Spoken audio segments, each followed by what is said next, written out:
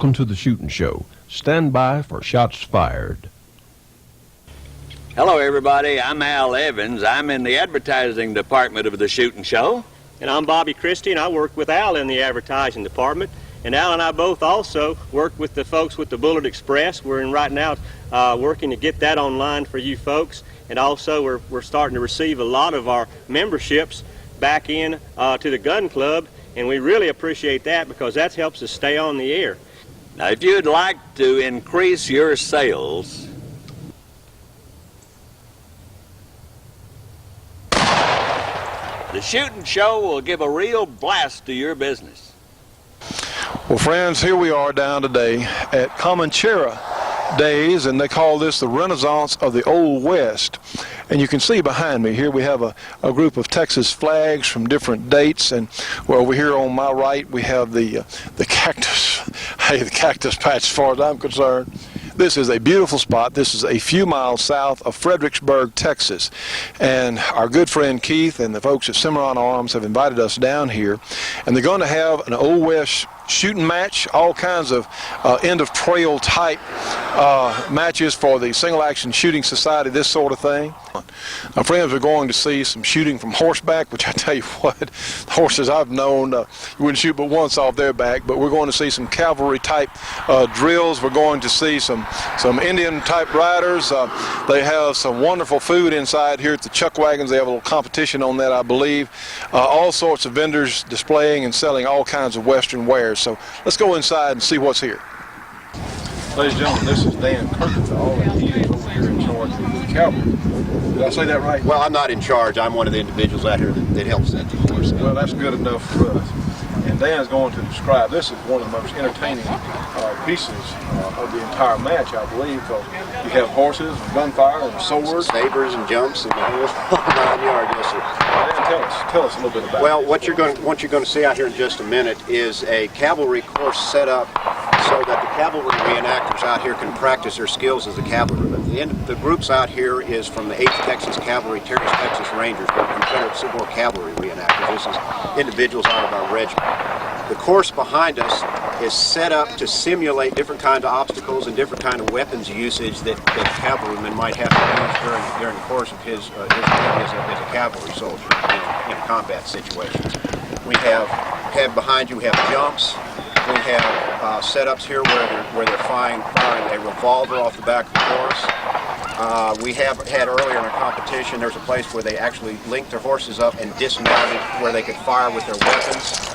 And then you come down the back side here, and the cavalryman draws his saber and tries to spear the rings as he's going the line, and then through the finish line here at the best time. Well, tell us a little bit about what equipment you have with you here. Well, I'm basically in a summertime dress up here. Normally, I would have a shell jacket on. It's a little warm out here. This is the Confederate cavalry uniforms were pretty varied, pretty diversified, so there ended up being a lot of civilian clothing, which is pretty much what I have on. As far as the weapons, this is one of the federal captured 1859 breech-loading Sharps carbines. We carry, for this competition, I'm carrying this is a model 1840 heavy cavalry saber. This is left over from the Mexican War. They were used very, very heavily during the Civil War also. I'm also carrying model 1860 Army Colt revolver. What you see here is standard issue for cavalrymen: one carbine, one saber, and one revolver. Well, all right. Well, what are you fixing to do now? What we have here, we've had competition going on all day long. We just got finished running a runoff for a 3-man tie, and in the course of doing that, we ended up with another 2-man tie. So the individuals you're going to see here are going to be the runoff for the first and second place. Woo! Give me a medal! Go Rangers! Master!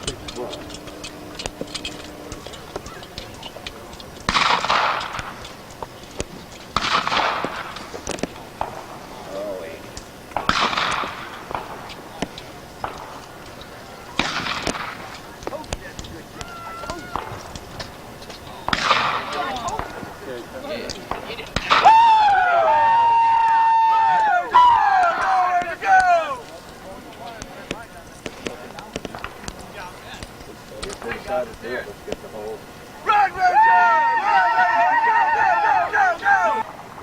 Here we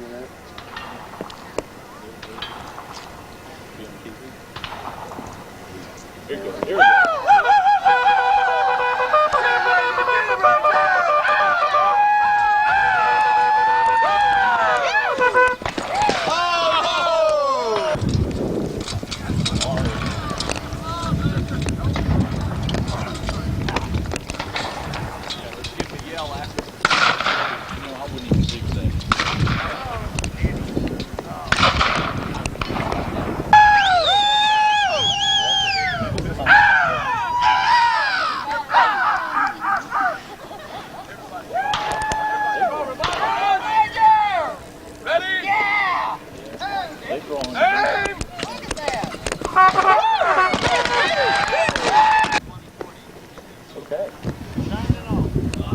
Ladies and gentlemen, we're here with a couple of fine gentlemen. Of course, this is Keith from Summerline Arms here in Fredericksburg. Is that correct? That is correct, John. Of course, a lot of you have seen him on our program before from the SHOT Show feature.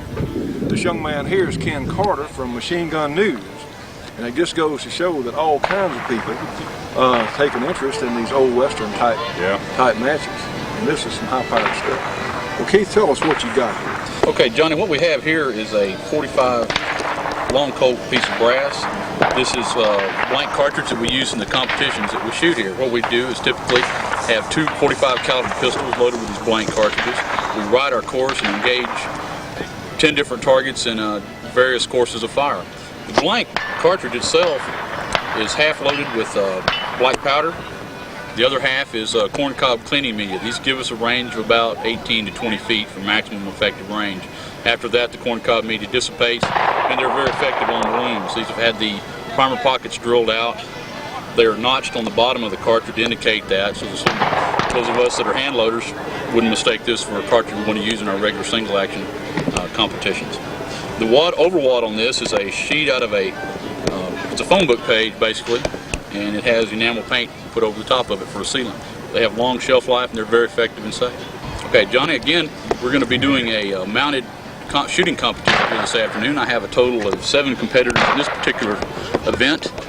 This course of fire was developed during some of the modern day Wild West shows. Phil Spangenberger is a fellow that really gets credit for this type of event. As far as a competition, a friend of ours, Jim Rogers from Phoenix, Arizona, is the one that developed this into a competitive sport. But it basically involves two 45 caliber single action pistols, and we'll have a course of fire set up out here where we'll run through it as quickly as we can. It's very exciting, particularly as a participant. It's also very entertaining to watch as a spectator. If they don't engage it, then the timer doesn't. So I just use my stopwatch. We prefer the reactor.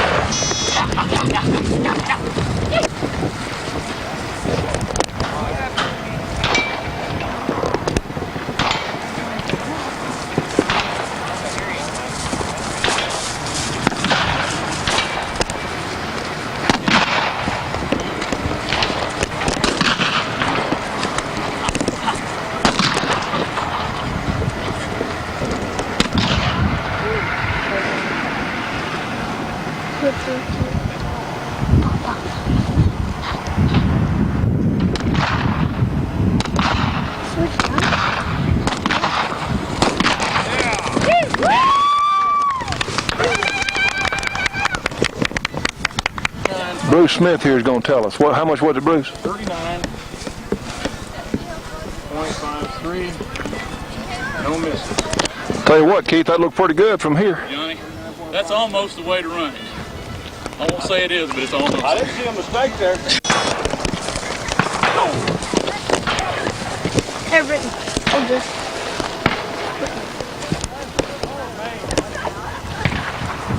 We have another whole bag.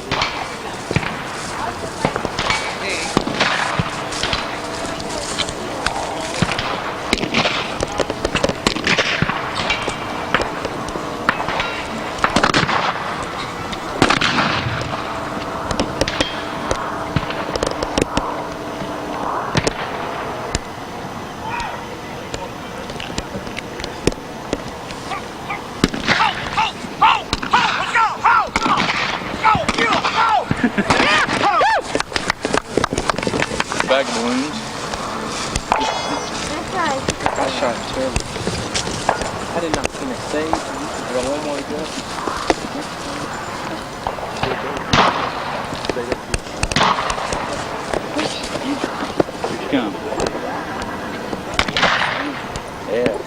Coach. He's going at it. Hold on, Karen. Hold on. Bring it back.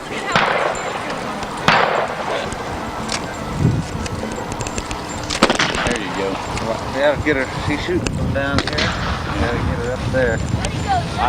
She has the wide statue pistols you can get. Those are my second set of pistols. Yeah, but it's that upper body strength. She has to hold her arm down like that to get it when she's stopping.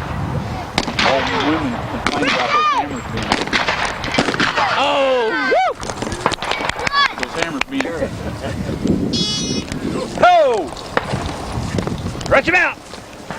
He was one of a lot of the competition, the national competitions on that old horse is 18, 19 years old. Is he? Yeah. He moves good. Oh yeah. You can do this. They're going to do one with war club and pistol. Ooh. Shot on you. Yahoo! Pumpkin Indian! There you go. Woo! New Indian. New pistol. Old Indian. Oh, round the hole. Round the local. Here we go. Now stretch it out. This is not the record. Oh. Go. This is for. Put him down the pan anyway. Yeah. Yeah. Right. Heck, friends, after we saw the cavalry type stuff, had me wanting to go out and buy a horse. Anyway, let's move over to some of the Old West type shooting matches, and we're going to show you a number of different scenarios. In fact, if you would like to set up one of these matches in your area, this will be something you could probably work with. I'll tell y'all, but y'all won't listen. Okay, we're Talking on sleep too. All right. You'll start here. At the buzzer, you just reach in there, grab the bucket, and set it up here. Okay. Then you come through here. Get your shotgun down here. Shoot through the window. 4 times. 1, 2, 1, 2. Then you come through the door. Shoot the pistol. 1 through 5. Come back over here. Shoot the rifle. 1, 2, 3. 1, 2, 3. 1, 2, 3. Fine. 1, 2, 3, 1, 2, 3. oh sweep 3 times. There's 9 rifle shots. That's 1, 2, 3. Hello, friends. I'm out here practicing for one of the most fun hunting sports that you can imagine.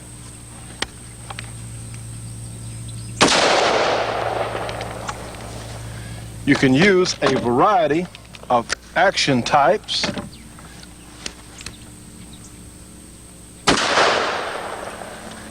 You have access to year-round hunting, some cases no limits, and you get to use a variety of guns. Well, you know what I'm talking about is the sport of varmint hunting. And we need to introduce you folks to varmint hunting. A lot of us have been doing it for years and didn't know what to call it, but we especially need to introduce you to the Varmint Hunter magazine. You know, friends, varmint hunting is one of the fastest growing shooting sports in the world. In fact, the Varmint Hunters Association, they have members in all 50 states and 19 foreign countries. Now, their magazine focuses on varmint hunting and super accurate reloading and shooting techniques. Plus, there's a lot of humor, a lot of interesting cartoons and humorous articles in the magazine. Incidentally, the magazine is large, it's very high quality, and something I think you're really going to enjoy reading, and it's published quarterly. It's only $24 for an associate membership in the Varmint Hunters Association. And look, for information, now you ought to do this. If you're a dedicated shooter, this is something I think you're really going to enjoy. For information on the Varmint Hunter magazine and the Varmint Hunters Association, call them at 1-800-528-4868. Again, 1-800-528-4868. Be sure and tell them you saw it on the Shootin' Show.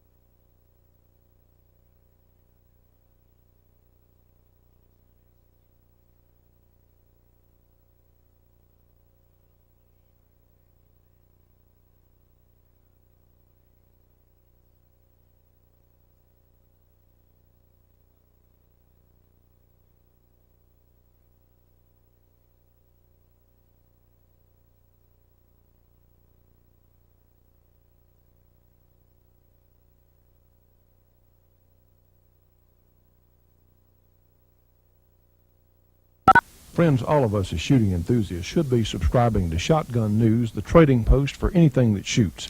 3 big issues monthly with literally thousands and thousands of firearms bargains. Shotgun News, Post Office Box 669, Hastings, Nebraska, the zip code 68902, their phone number, area 402-463-4589, MasterCard or Visa for subscriptions only. Now call them at 1-800-345-6923.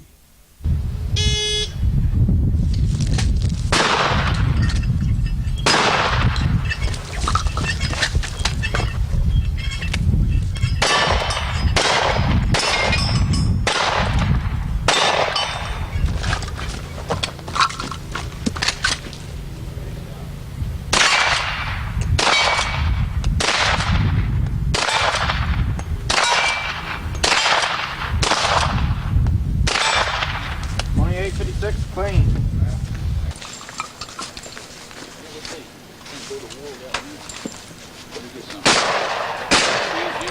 No, that's true.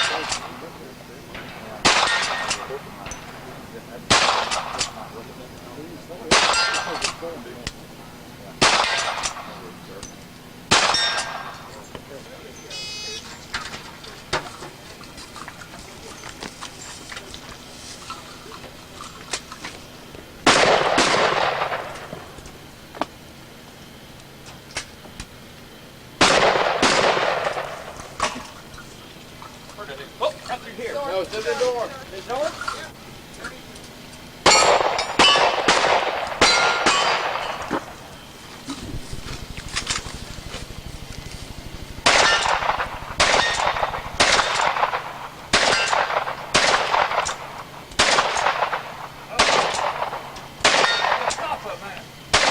Yep. Then come to the Doorway. Then come to the Go to the doorway. Draw your pistols.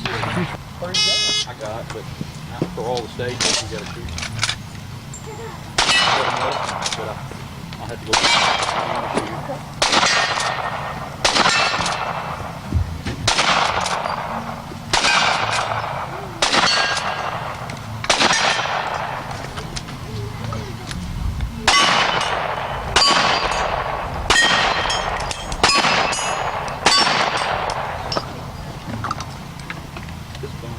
This weekend, I would go.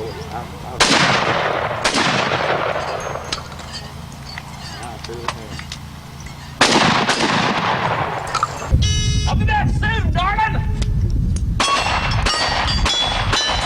Go! Let's go! Double tap.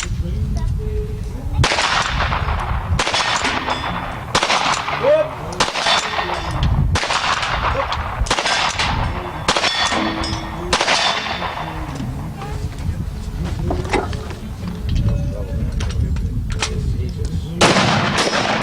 That almost hit that one. Almost. God! Woo! I can't stand there. Hurry! Alright, here you go. I'll be back, darling. Maybe.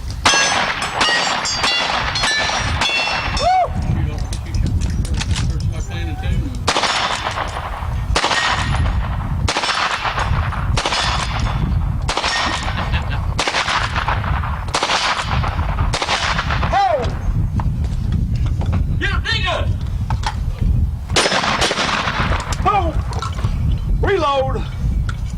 Get digging! Woo!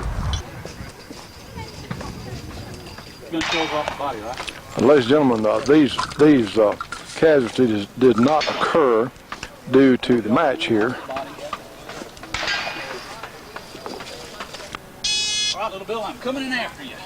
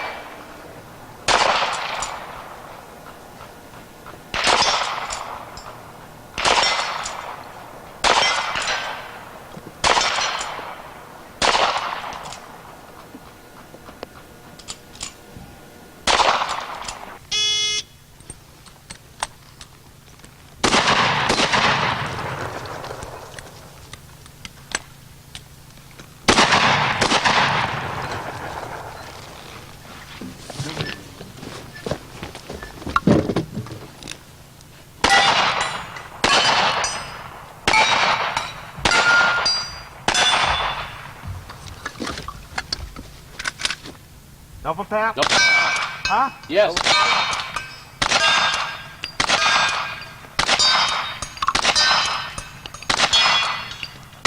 Oh! Fill your hand, you son of a biscuit eater. His wife is one of the ladies working. They're from Arizona.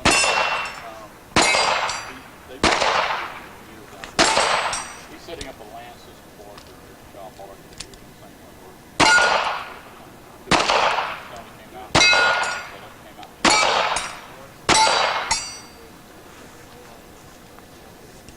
Jim here is one of the fellows that's been in the He's one of the guys belonging to the Cowboy Shooting Association.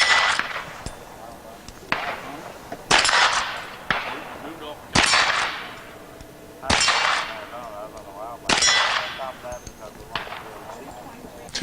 Well, friends, here we are down here in just outside Fredericksburg, Texas. In fact, this is Sandy Glick with RB17, and she was nice enough to come down and give some of her RB17 away, I believe. So this is a most unusual event. If you look around, we have cowboys and Indians and people in all sorts of period outfits. And Sandy, what's impressed you most about today?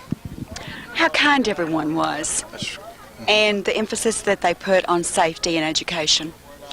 Well, this is so important because we've seen a lot of kids. I have, of course, we go to all kinds of shooting matches, but it's pretty amazing just how polite and how nice everyone's been, don't you think? Mm-hmm. And we have to get more children. We've got to get more young people involved.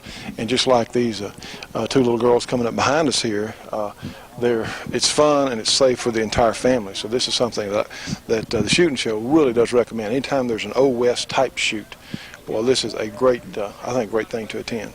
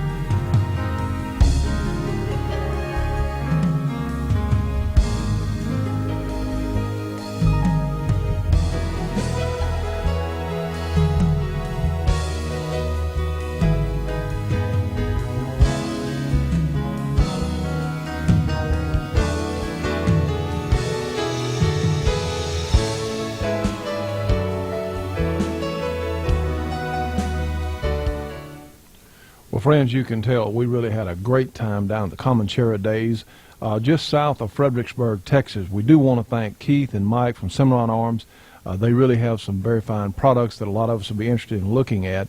And we look forward to going back next year. If you do go down to Fredericksburg, trust me on this one, there are all sorts of things. You know, Fredericksburg is a German community stuck out in the middle of Texas. It is a most interesting and educational location. We highly recommend that you, certainly if you're anywhere in that area, please go by there.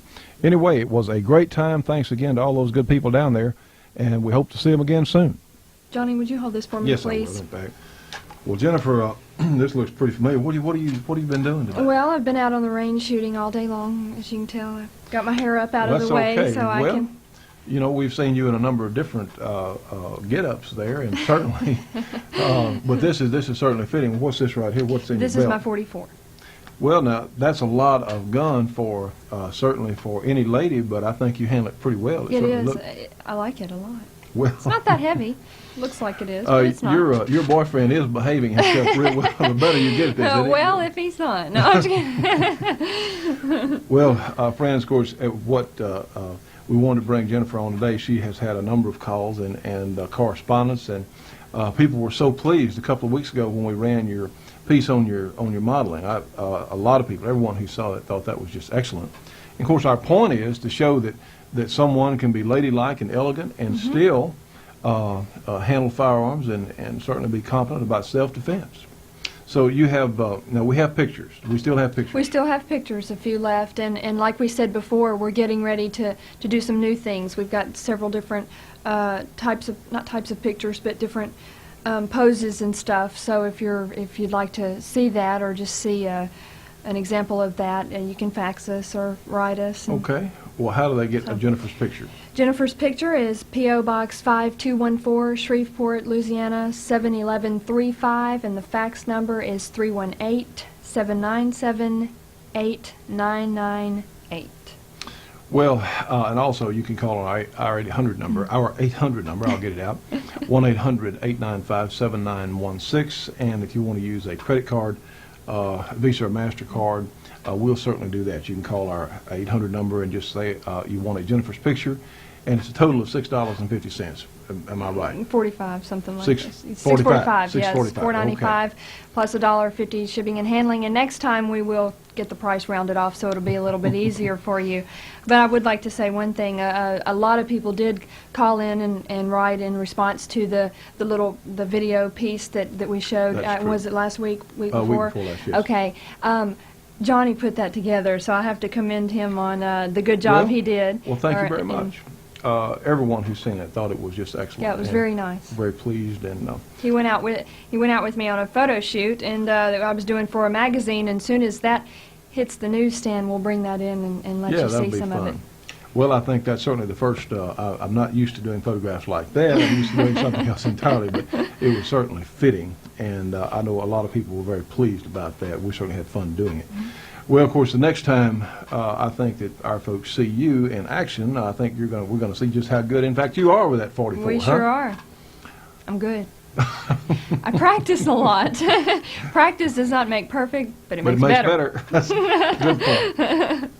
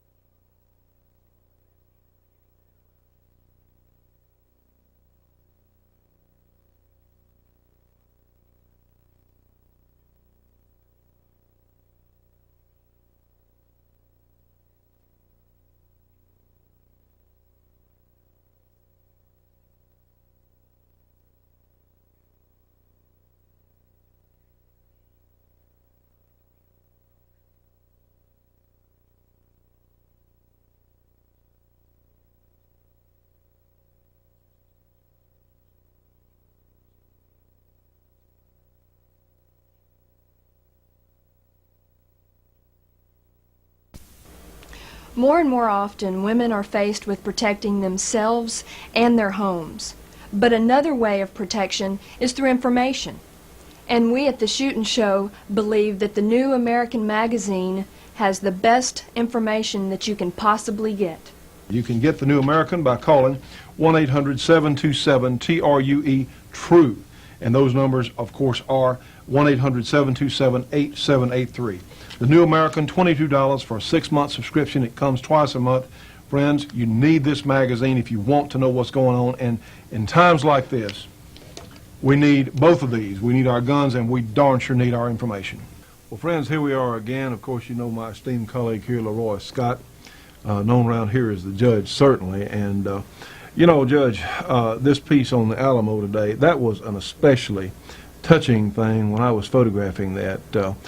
You know, they have made the people that died at the Alamo, the Daughters of the Texas Revolution, I believe that's correct, have literally made those people into heroes. And you know, in our country today, we don't have many heroes, but they've got them there.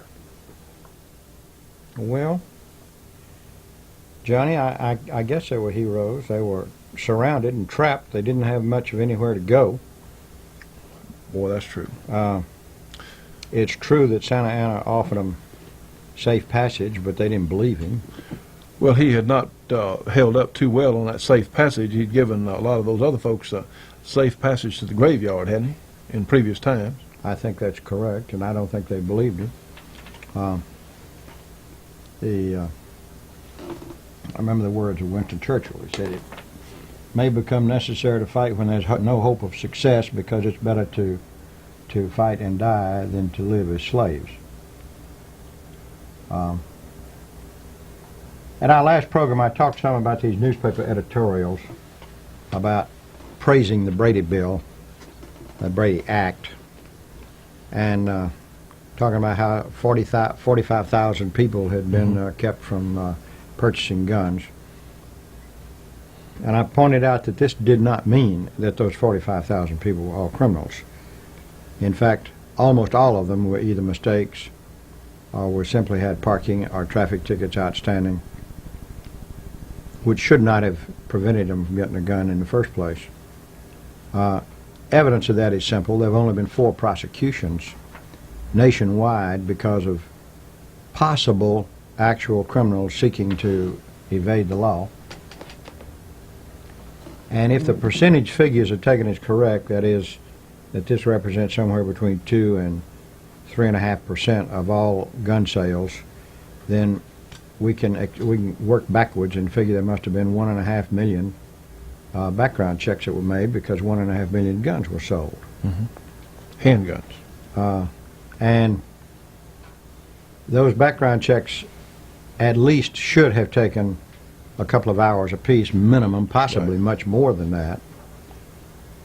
And that means that there were probably some 3 million man-hours that were expended, and $15 million of cost to the 1.5 million people, not counting their time, for 4 prosecutions. That works out to be 750,000 man-hours of police time and about $4 million per possible prosecution. And the only people that could argue that that's an efficient use of time or money are those people who are trying to build empires with that time and money. And that, of course, means Bureau of Alcohol, Tobacco, and Firearms and the Association of Chiefs of Police. They might argue otherwise, but common sense tells us that that's not an efficient use of man time, of hours or money. And it also means that many officers, and for that much time, were taken off of the streets where they're needed. Like I said at our last program, and this is important, Sarah Brady wants to disarm everybody and has herself expressed it in this language: "We will never be able to achieve our dream of a socialist America until we totally disarm all those who would never consent." Well, I wrote a letter to the editor of the paper. I don't think they're going to print it, citing these figures and facts. And I closed it up by saying, well, I will never consent, and I will resist being disarmed by Brady or her ilk by all legal means. I don't think the results of the November elections have registered with some people. 19 months from now, we'll do some more house cleaning, and maybe the message will get through. Well, sir, I thought that was a terrific letter, and I'm like you. I'm not sure they're going to print it in our local paper anyway, because they don't appreciate the truth. I mean, they really don't. They don't appreciate the actual facts, it seems. You know, we're nearing that time, the anniversary of the Waco fiasco, I believe, along about that time frame when this program will air. And just like the Alamo used to be, remember the Alamo as far as a battle cry, a cry for all over Texas. It was an expression that you didn't have to explain, just say, remember the Alamo, and everybody understood what it meant.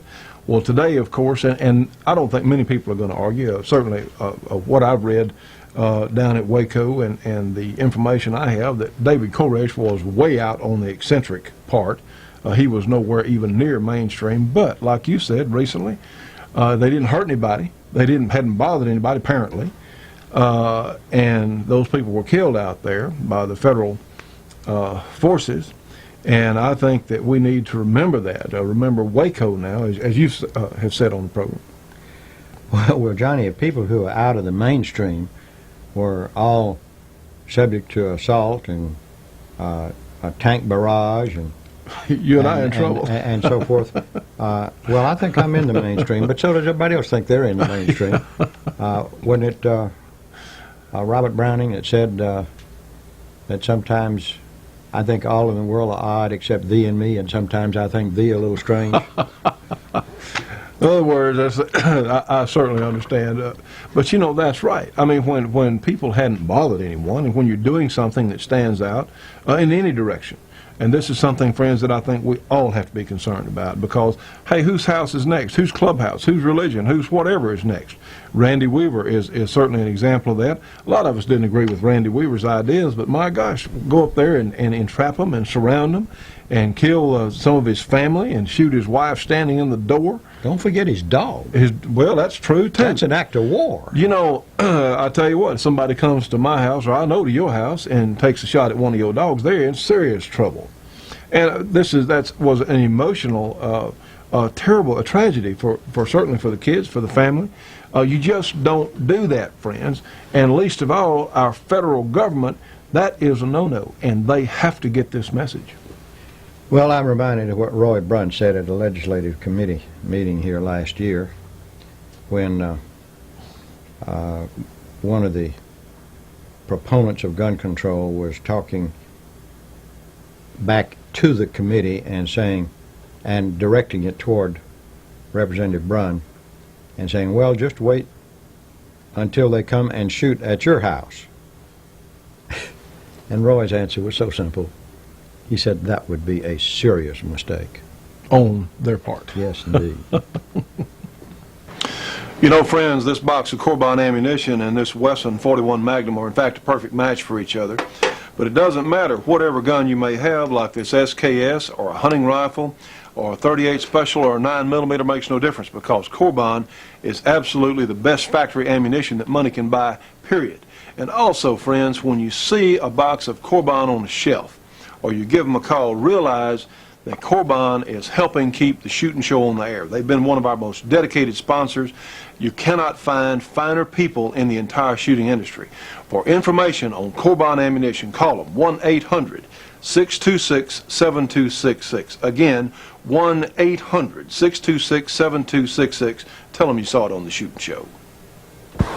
Well, friends, here I am in downtown San Antonio, standing beside the monument, and this is the actual spot that the bodies of the defenders of the Alamo were actually burned. And it is really something that leaves quite an impression on you. I heartily recommend, if you come down to this part of Texas, don't come through San Antonio without coming by the Alamo. It is it leaves an impression that I think you won't forget. This is directly in front and across from the Alamo itself. And this gives one cause to think about the sacrifice that these people made. I mean, they faced insurmountable odds, and this is something I think all of us who are concerned with our own personal freedom today in this country should be concerned with. Our friends are going to take a look. Of course, it's raining out here. We're going to try and get in before we get soaked, before the camera does anyway. We have a couple of things. We do hear from people about knives occasionally. Now, I'm not a knife expert. Now, our partner in the program, our associate producer, Kurt Vickers, he is much more of a knife expert and has a good knife collection and knows a lot about them. But these are a couple of things that I think that you might enjoy seeing. You know, one of the problems with a good pocket knife is you find yourself needing a knife, picking something up, and you need to open your knife with one hand. Well, Spyderco makes a really nice concept here. You can take your knife out of your pocket, so you have something here. They've got a little hole in the top of the blade here. You can open it, and you can cut whatever you might need to. Now then, there's another concept that we've been seeing in the past few years, and this happens to be a buck knife here. It's called a cross lock, but it is called a little bolt action knife. And it works on principle of you flick this thing with your thumb and say it's open, and again you got something in your other hand. This is one of the handiest features I have seen. Both of these knives are of excellent quality. The buck knives, of course, there are a number of other different types out there, but let me just show you briefly. Let's do a close-up and let me show you how these things work. All right, friends, for quick and easy opening with this Spyderco, watch it. Just give it a little flick and see the knife is open, which is not a bad feature at all. And it's ambidextrous. With either hand you can do it like so, and the knife is open and ready to use. Now then, on the buck knife, you can see it has this little bolt here, and this is more a right-handed knife due to the bolt is on this side, but just watch it here. Watch how easy it is to open. See, that's pretty quick, and that's as handy as can be. This has a plastic handle. Now, the only problem that I see with a knife like this Spyderco, it has a serrated blade. Now, it cuts great. A lot of paramedics and police officers carry these because you can cut through a seatbelt. If you come upon an accident, this serrated blade is much better for cutting, sawing, or very difficult material like that. Now then, a straight blade like this buck is much easier to sharpen. You can take one of the carbide type sharpeners like this, and you can put an edge on this blade in seconds, and you really can't do that with this serrated blade like the Spyderco. However, the good news is the Spyderco doesn't require that much sharpening, but I have to take this to someone with more knife sharpening equipment than I have, certainly here. But that's one advantage that I do like about this straight edge, or what you call it, buck knife. It's very easy. I can sharpen it here, or for that matter anywhere, with this little easy carriage sharpener there. But a neat concept. We thought you might like to see it. They're as handy as can be. I think this is one of the better developments in recent years of pocket knives, one that you can open easily with one hand and use, because that other hand there's no telling what it may be doing at the time. And I like that concept pretty well. Left-handed is a little harder for me. Left-handed, again with the Spyderco with this little hole here, I can still open it easily. Now then, with this buck knife, and of course knives like this are made, they have a little piece on both sides and they're completely ambidextrous. So with the buck, with my left hand, I can open the blade like so, and then give it a little flick, and then it's open. So again, just something we thought you might like to see.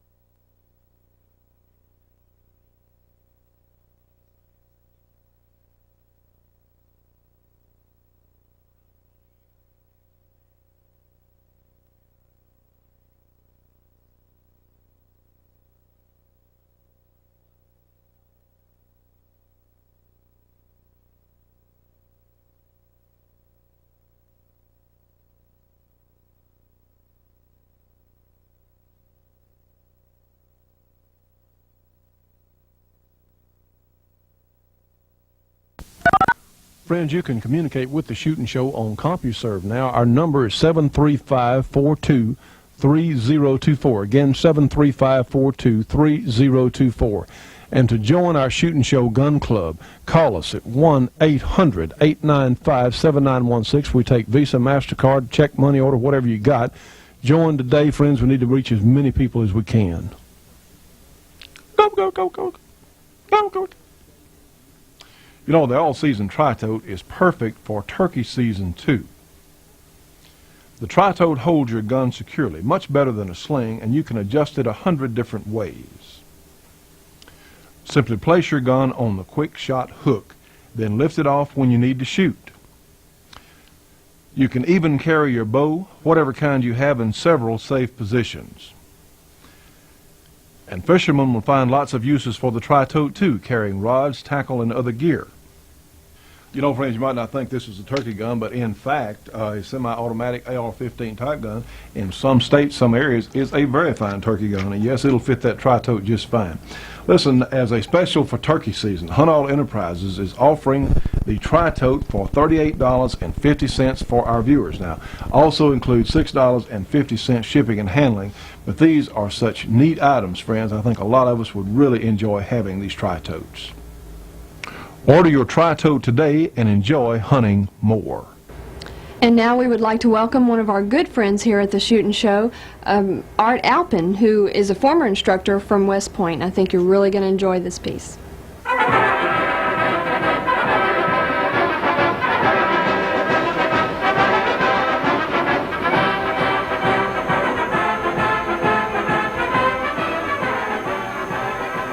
The common belief amongst many people is that if only Custer had had Winchester lever-action rifles, he would never have been massacred at the last stand. You've seen the Model 1873 Springfield before. It is an improvement of Erskine Allen's trapdoor of 1866. This weapon, in carbine form, was the weapon of the 7th Cavalry. This is the 1873 Winchester. It holds 12 rounds in its tubular magazine. In order to fire, the shooter need only move the lever down and up. This extracts and ejects the old cartridge case, feeds a new cartridge into the chamber, and cocks the rifle.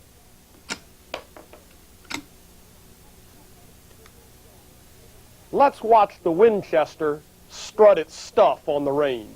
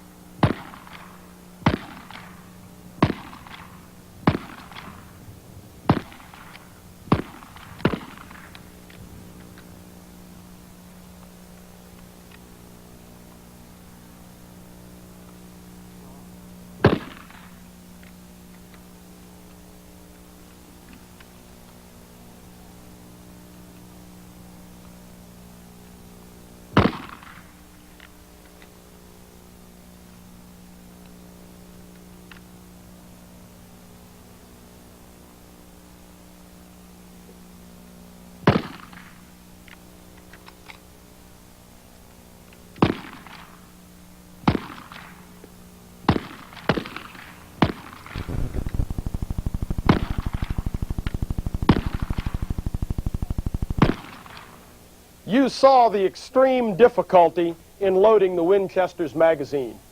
When you put the lever action against the clock, all of a sudden its volume of fire is not so great. Further, some of the rounds were hitting short. When you fire at the extremely high rate, which I did with the first magazine full, 12 rounds in 15 seconds, you find that you can't reacquire the sight picture because the slap of the upward motion of the lever knocks the barrel downwards. If you are to deliver accurate fire, you must take 2 or 3 seconds after the motion of the lever to reacquire your sight picture. On the chart, it looks like this. The difference in volume between the two rifles is not that great. And remember, with the trapdoor Springfield, when the range closes, his volume of fire will go up to 9 or 10. And the Winchester at 13 is going flat out constantly. What about the range? Are we cheating the Winchester? Surely it must be better than this.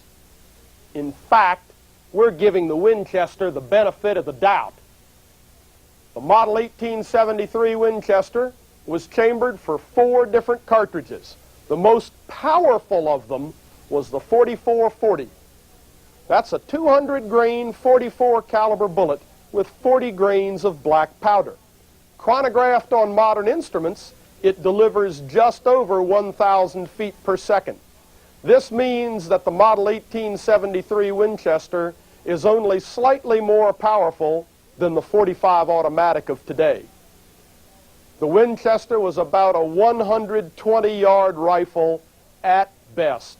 In fact, at 120 yards, the Winchester had roughly the energy of a .45 automatic at 80 yards.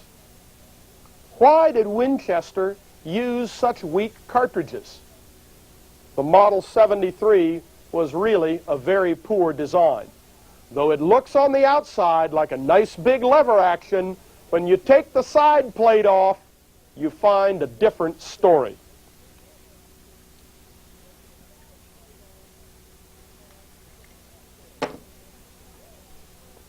The bolt is held forward by this toggle arrangement, and the toggle is held closed by the fingers holding the lever against the grip of the rifle.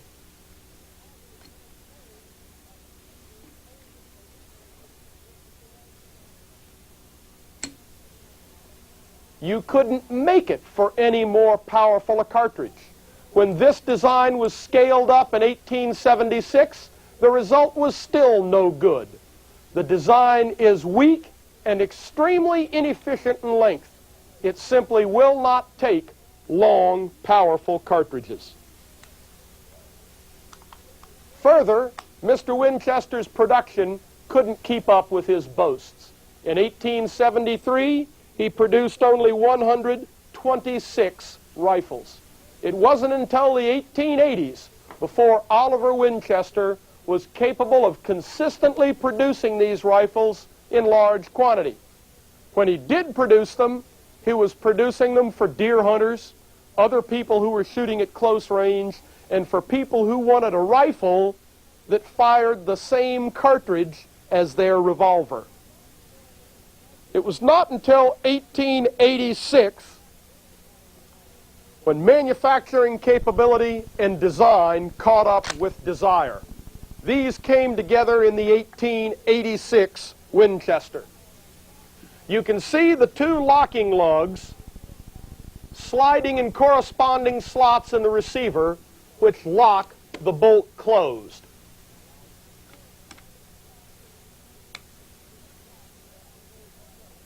This was the first lever action that would take the large black powder cartridges that ranged out to 150 yards and beyond.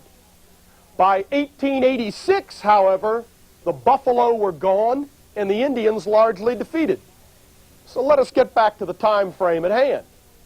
Was the lever action Winchester of 1873 totally devoid of redeeming social value?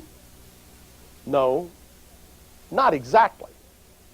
In the hands of trained troops, led by men who understood the capabilities and limitations of the Winchester, and who were willing to weave that into their battle plan and their tactical organization, the Winchester might still contribute to the successful outcome of battle. A good example is the Battle of Plevna in 1877. In this battle, the Russians were charging across open ground towards Turkish entrenchments. The Turks, during the 1870s, had been on a weapons buying spree throughout the industrialized world. They had bought a large number of Mauser single shots, Remington rolling blocks, and Peabody single shots, among others. They had also bought a number of Henry and Model 1873 Winchesters. At Plevna, they equipped each and every man with a long-range single-shot breech loader and its ammunition, and with a Winchester lever action and its ammunition. As the Russians attacked, the Turks engaged them at long range and extracted heavy casualties. Only when the pitiful remnants of the Russian attack close to within 80 yards, did the officers order their men to put down the single shots and use the Winchesters, which were sitting ready with full magazines. The resulting storm of lead literally blew the Russians from the field before the magazines were empty. How about the 7th Cavalry at the Battle of the Little Bighorn in 1876? Would Winchesters have saved them? I doubt it. The 7th Cavalry had a very high percentage of raw recruits. Discipline was quite poor, and there was little strong junior officer or NCO leadership. Custer, with his 5 troops or companies, allowed himself to be surprised by a vastly superior enemy at close range. Based on the location of the bodies, it is apparent that his companies were out of mutual supporting distance. They could not mass their fire, and Custer either made no attempt or could not make any attempt to do any better. The Indians were at close range when the contact started, and they literally stormed over the troopers. If you would like to advertise on the Shootin' Show, you can call us at 1-800-SAVE-YOU-GUN. That's 1-800-728-8486. Our staff will be very happy to talk to you.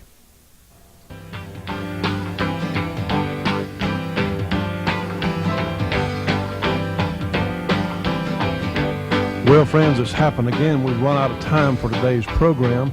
From Kurt, the judge, myself, we want to thank everyone for being with us for today's program, and we look forward to seeing you on the next Shootin' Show.